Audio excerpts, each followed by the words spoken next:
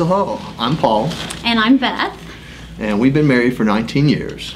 Right. We had a long distance relationship through college.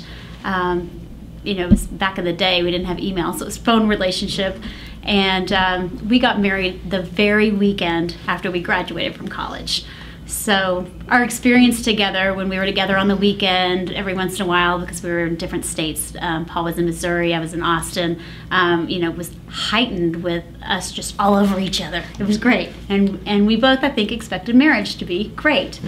We really came to our marriage with, we didn't realize some different expectations around the area of intimacy. And we have really, throughout our marriage, had a lot of struggles in this area of intimacy.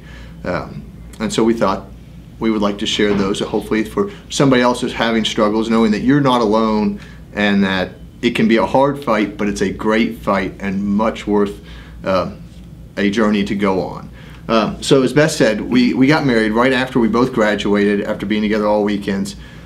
Getting married, I assumed every night when you went to bed, we'd have sex. And well, we'd wake up in the morning and we'd be naked, so it only made sense we would have sex. And then I'd always heard you were supposed to have spontaneity and variety in relationships, so sometime during the week, at least once or twice, we'd have to sneak in some spontaneity into the situation.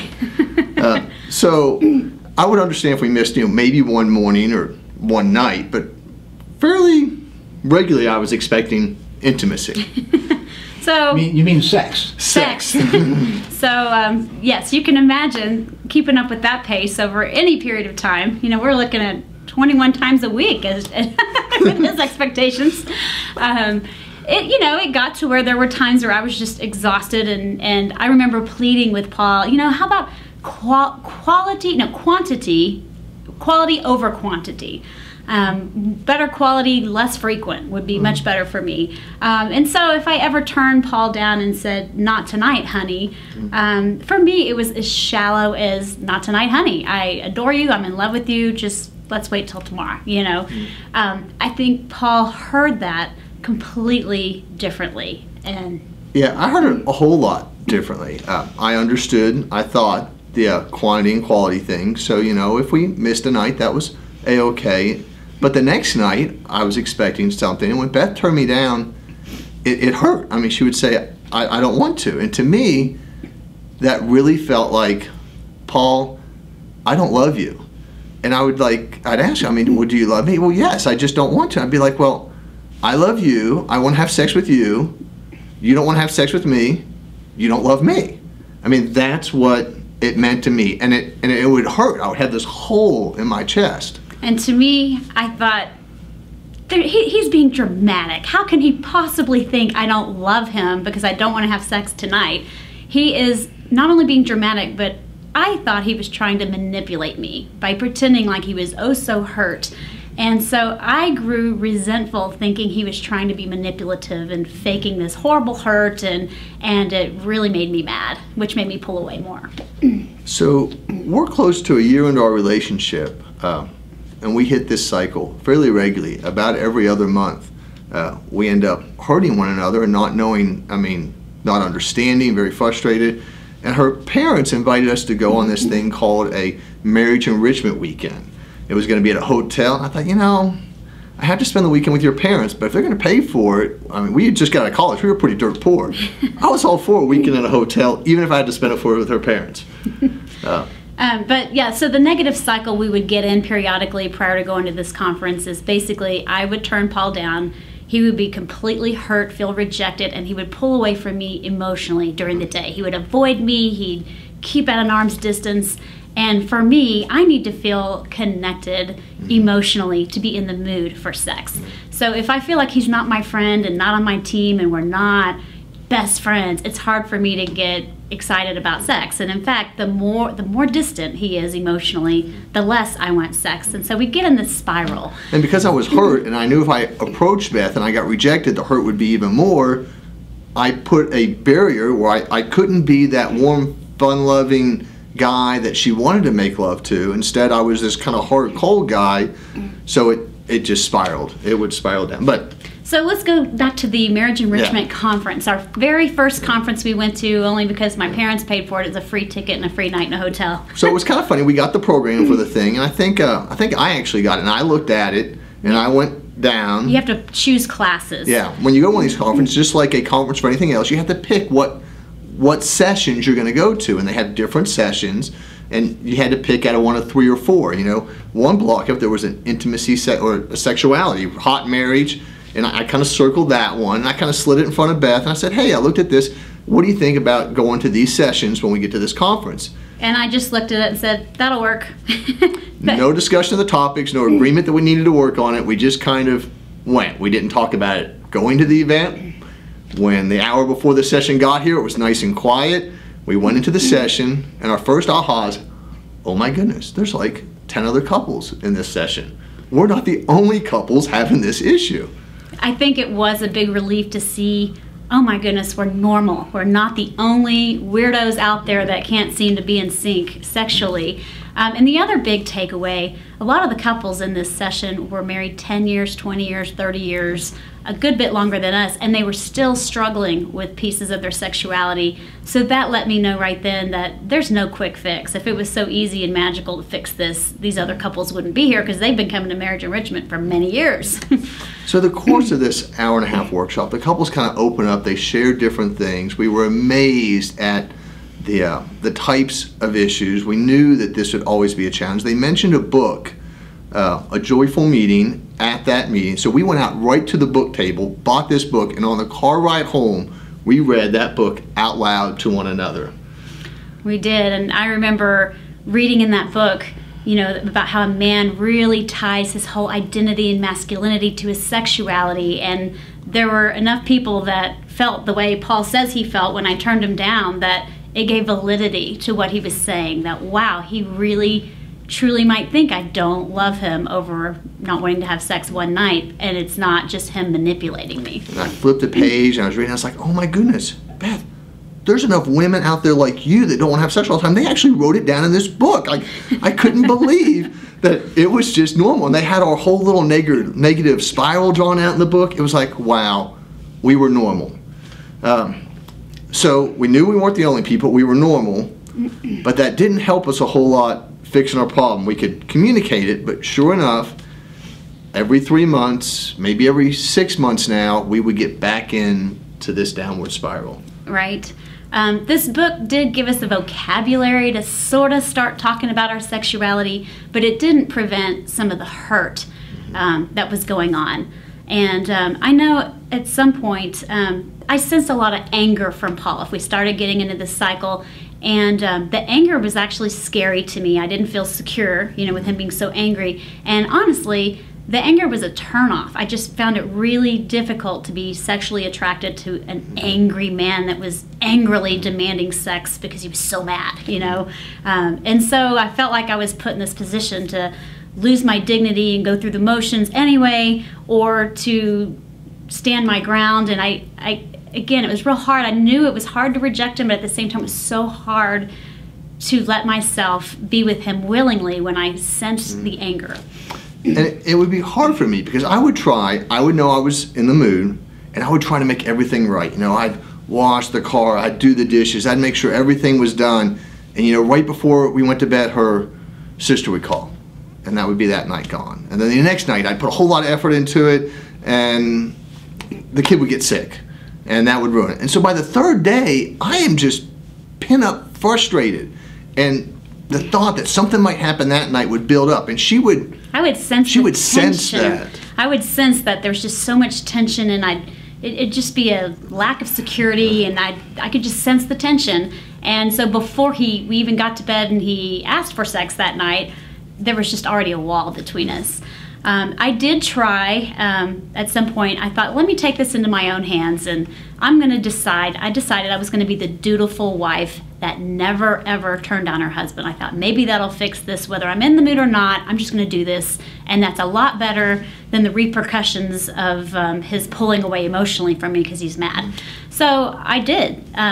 Went through the motions, and I have to say it didn't solve anything because Paul could tell I wasn't there. He could tell it was more, it just was not fulfilling to him. We were having sex regularly, but I had a certain desire to be wanted by Beth. I wanted her to want to have sex. And I could tell she wasn't wanting to have sex. And I had a certain picture what good sex would look like. And we were one day on a bike ride away. We had an extended period of time, and I decided I wanted to broach the subject of, I know we've been messing around, but I want more from this relationship. I want this. I mean, I described it. We went on vacation once and we did this. I thought that was great. And I was shocked. That I said, that memory that you're bringing up, that was not good for me. In fact, I felt very uncomfortable, and I felt cheap, and that's not a positive memory for me. And that hurt me when she said she felt cheap. Gosh, I wanted our sexuality to be this wonderful thing about a relationship, and that I did something to make her feel cheap, to know this was an area that she was vulnerable in, and I did something to make her more vulnerable. It just hurt deep down. So for a long time, not a long time, right after that, I decided, well, I am never going to approach her again. I mean, I don't want to ever cause that pain, so I backed off. Now the problem though for me, or do you want to share about, how you felt when I backed off? Because I didn't back off just sexually, I backed off emotionally too. Right, there was an avoidance there. If he was going to protect himself from the rejection of any kind of sexuality, or just from that, he had to cut me off completely. So if we weren't going to be together sexually, we couldn't be together emotionally. Our friendship suffered. He kept a distance from me. He was just more serious and stern, and kind of avoided me. There were times when you avoided being around me. It's almost, I didn't want to build into that friendship part of the relationship, because if we started laughing, we started giggling, I knew I would be interested in you sexually, and I knew I would want to approach you sexually, and I knew if I did and I got rejected, it would hurt, or it would hurt you. So I did kind of remove myself emotionally from the relationship completely, which so that didn't work. Right. And another part of this is, it sounds like I was unwilling but going through the motions, or willing but not really into it. There were times that it was fine for me, that we had sex and it was completely fine. But Paul wanted more, and I felt like if I wasn't swinging from the chandeliers, ecstatic, over the top, crazy sex, it was never going to be good enough for him. And so that made me feel bad about myself. It made me not feel safe or comfortable and not accepted for who I was as his partner. And so this all occurred over a course of probably, I would say, 7 or 8 years. We went on this journey up and down. And during that 7 or 8 year period, the initial conference we went to, we started going to those every year. We would take different workshops about unresolvable issues and communication, and each time we would get better, but it still wouldn't solve the problem. And we would get in this argument, and each time the hurt got more intense and more intense. And finally we were just like, we can't solve this. So, we went off. We've always told people, go talk to a counselor. Don't wait until it's too late and you're getting divorced. Go with that. Well, maybe we should take our own advice. So we went and we talked to a counselor, had a meeting. He was like, great, Beth, you can go. Paul, you stick around for a while. And so I had a couple more meetings with him. A couple ahas. First of all, he talked about me defining Beth's enjoyment. So for me, intimacy, sex, orgasm, all go hand in hand. If I had a good time, if I haven't had an orgasm, I didn't have a good time. So I assumed for Beth to have had a good time having sex, I wanted her to have an orgasm, and that became my goal. I was going to make sure Beth had a good time, and I would know that by making her have an orgasm. Every time. And for me, I could very much and do very much enjoy being with Paul sexually, and it doesn't necessarily lead to orgasm every time. There are times when it's just so comfortable and feels so safe and secure, but it doesn't mean for me that it has to be wild, crazy, and passionate. Sometimes it's not that, but it's still wonderful and enjoyable to me nonetheless. So through the first thing I learned through those talks is I had to let Beth free her up to enjoy it the way she wanted to enjoy it. It was very different. We all enjoy it differently. I enjoyed it one way, but for Beth, and that freeing you up to enjoy it made a huge your way. Difference. Instead of feeling like sex was being demanded of me in a certain angry way, all of a sudden I felt free to be me and be okay being myself and be accepted for whatever gift I could give in that area. And so that made a huge difference for me. And then the other thing, I knew I followed a stereotypical, or we followed a stereotypical male-female pattern in this way. But my heart was, I sensed a little bit deeper than your average. And my other big ahas when we were going through this, we looked a little bit into my past. And because we're putting this out there for the world, I won't go into the details of that part of it, but I did discover that I had some extra insecurities in my relationship, in that if we weren't physically close, I had an inner fear that our relationship wasn't well. So the physical closeness in our relationship, if it was ever absent, there was an inner subconscious part of me that created a greater fear, I think, than your average person.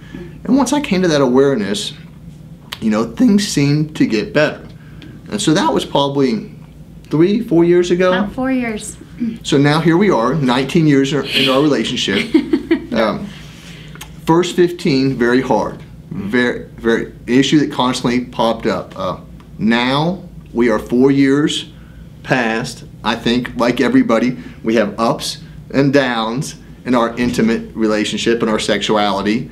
But the downs aren't nearly as low as they ever used to be. It's like the floor's been raised. Yeah. It used to get a little lower each time, a little more hurt, a little more pain, and we were almost ready to give up on it. But now we've definitely raised that floor up a lot, so we cycle up and down, but at a very healthy level, a very normal level, and we know how to deal with it. We know how to communicate. We know how to tell one another in advance when something's going on. It's great, to the point that we can sit here now and share it with you. If this is an area that you struggle with, don't give up. Don't give up. Keep it strong. Go talk to somebody. Look up local marriage conferences. They're wonderful. Guys, I know you don't want to do it. It sounds weird. It's the best thing you'll do. I guarantee you'll have fun that weekend. You'll score.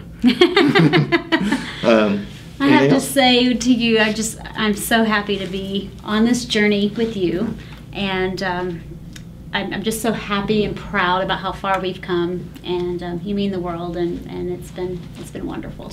I've enjoyed it, and the fact that we've made it past this, I feel like we can conquer anything, and I'm happy we fought the hard fight and had the hard times, because I think we're stronger now because of it. I love you.